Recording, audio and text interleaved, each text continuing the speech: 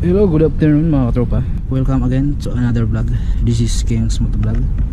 So for today's ay ituturo ko sa inyo kung paano linisin yung caliper ng sniper natin. Yan. Kung paano linisin na hindi natin tatanggalin yung gulong nya. So tara simulan natin mga katropa. So unang una tatanggalin muna natin to, yung bolt na to. Ang size nito ay 14. So gamitin natin itong sakit. Yan. So tatanggalin natin yan. Saka ito kailangan natin ng flat screw dyan mga tropa. Yan. Tapos matapos ng flat screw kailangan natin dyan ng Allen ring. Pag tinanggal natin yan, meron yan siya Allen ring mga tropa. Ayan, tanggalin natin. Ayan. Nakatrade lang yan. Ingatan natin yan, baka mawala. Ito, nakatrade lang yan mga tropa. Yan, alin rin yan, dalawa yung lock nya. So ang gagawin natin dito ay tatanggalin natin itong caliper nya. Step una ito, siyempre itong lock na dito, itong brake pad, tatanggalin natin yan. Kung natanggalan natin yan, tatanggalin din natin ito mga tropa. Pagkatapos ito yung 12 yung size nito, 12 yung open. Yan. Kailangan natin tanggalin para ma-remove natin itong caliper na yan. At siyempre kailangan natin ng gasa, di ba? Dahil gagamitin natin yan dito, yung nagpa-pump nya. Kailangan yan dyan. At siyempre ito yung gamit natin, yung X5 all-in-one lube. Ito yung magandang gamitin mga tropa. At ito lilinisin natin. Ano pa tawag ito? Actually nilinis ko na lahat ito, ipakita ko lang sa inyo dahil dati hindi ko na video So tara, samahan niyo ako mga tropa. At unang-una pala tatanggalin natin to dahil pag kayo ay naka-shifter sa gabal dito, tanggalin natin yan mamaya. So tara mga tropa, samahan niyo ako sa aking pag vlog. Ayan.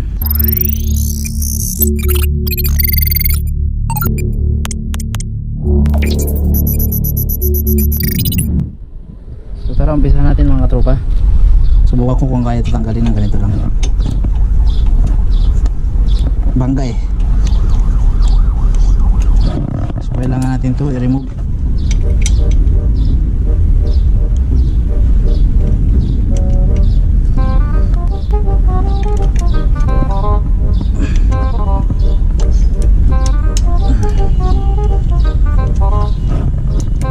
Hirap mga tropa pag naka-shift na kung may tatanggalin ka dito.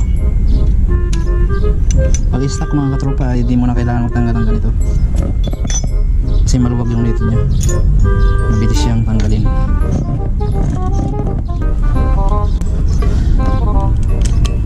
So ngayon ito tanggalin natin. Yan.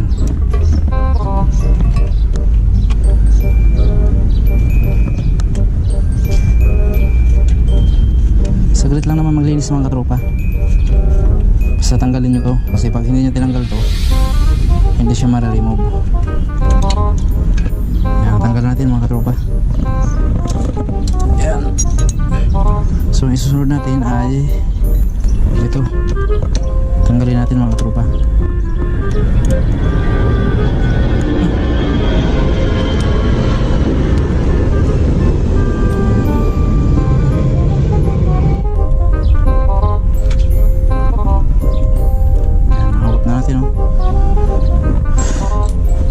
Siyempre remove natin yung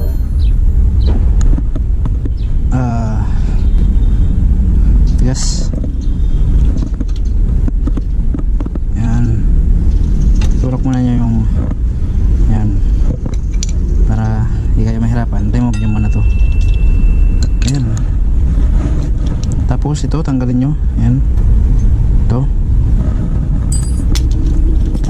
bago nyo to tanggalin. Ang size nito ay 12. Pababa yung bukas nito mga tropa. Pababa yung bukas niya.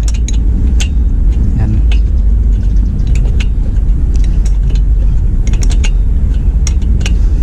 pagkatapos natin matanggal to ay mabilis na siya i-remove.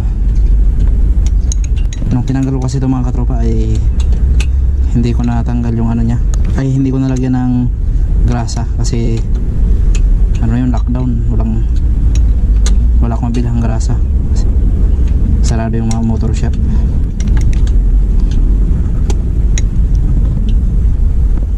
Yan na, pagkatapos siya tanggal yan, hilain nyo pa kanan saka sabay nyo pihitin ba ganun.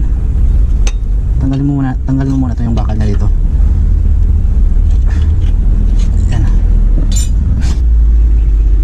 Yan. Sabay hilain nyo pataas pag ganyan. Tanggal na, basic diba? Saka ang gagawin nyo dito, apakan yung preno nyo para malinis nyo to.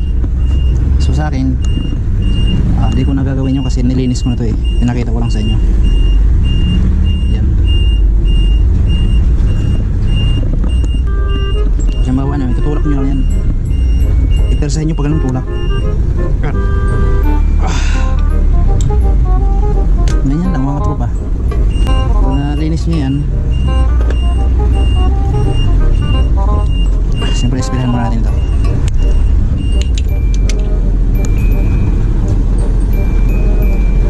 Siyempre isprayan nyo yan. Yan. Para malinis. Ito malinis na diba? Kasi nalinis mo na ito eh. Kung may liha kayo, pwede nyo lihain yan.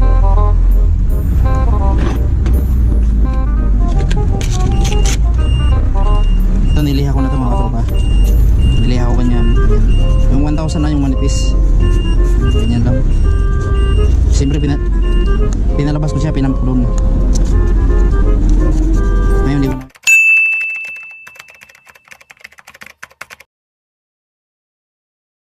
Hindi ko na ibabang kasi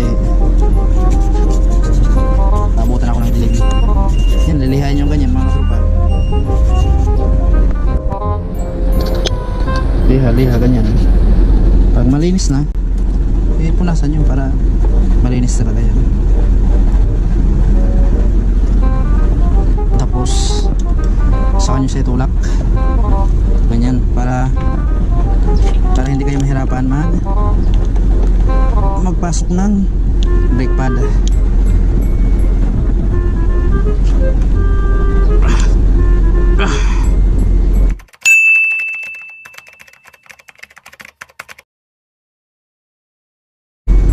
Kasi pag hindi nyo to, mahirapan kayo magpasok ng brake pad mga tropa.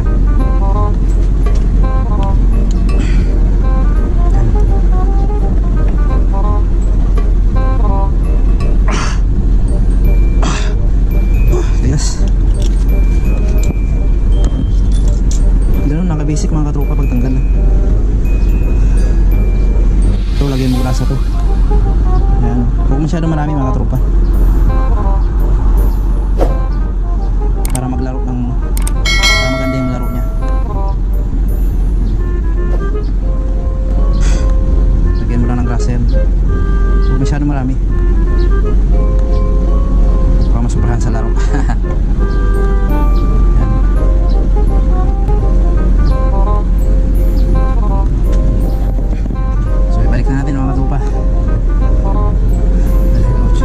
Tutorial. Yan.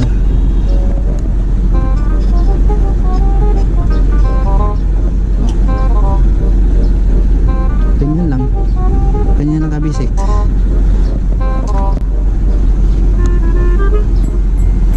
Siyempre, hihigpitan natin ulit ito. Diba? Hindi ka na mag-bleed mga katropa. Yung higpit ay paakyat naman pataas. Itong tutorial na to ay nakita ko rin to. Kaya i-share ko rin sa inyo baka hindi nyo pa nakita yung nag-live nito dati si Mang Kipwing. Shoutout kay Mang Kipwing, ang magaling na mekaniko ng mga sniper.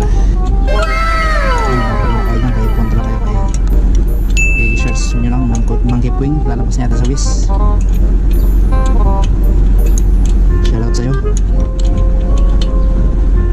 Huwag masyado ihigpitan. Diba? Ganda ng laro niya, diba? Kasi pag hindi naglalaro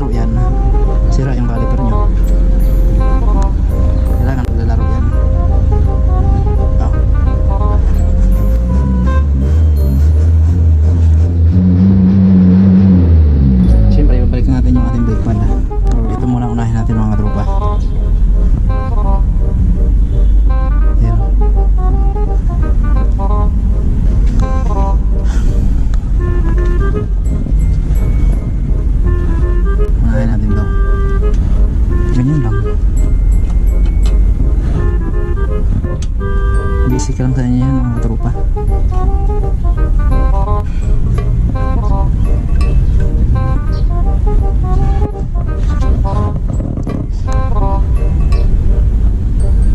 Yan, ibalik natin to. Ganyan lang, lock kasi niya to eh. Lock. Yan.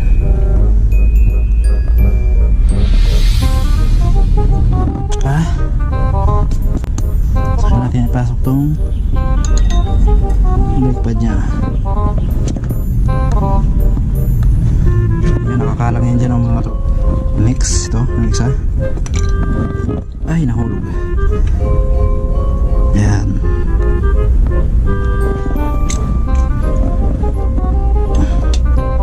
Yun. Kuha mo, King. Yan, pasok natin ulit, oh.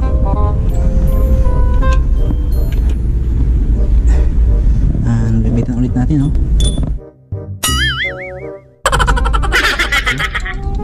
Para sa mas mabilis.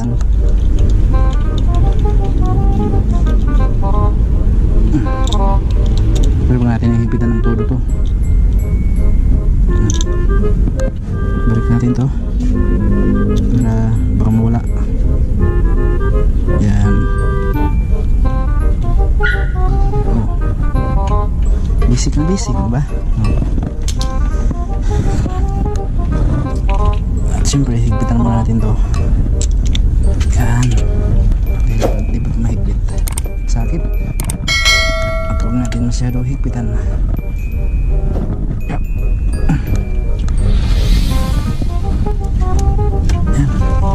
Nagwiling na siya mga tropa. Diba? Basic lang, saglit lang. So yun mga tropa, hanggang dito lang ating video. Salamat sa panonood at sana marami kayong natutunan at sana may natutunan kayo dito sa ating tutorial. So bye bye mga tropa, ride safe lagi, bye bye.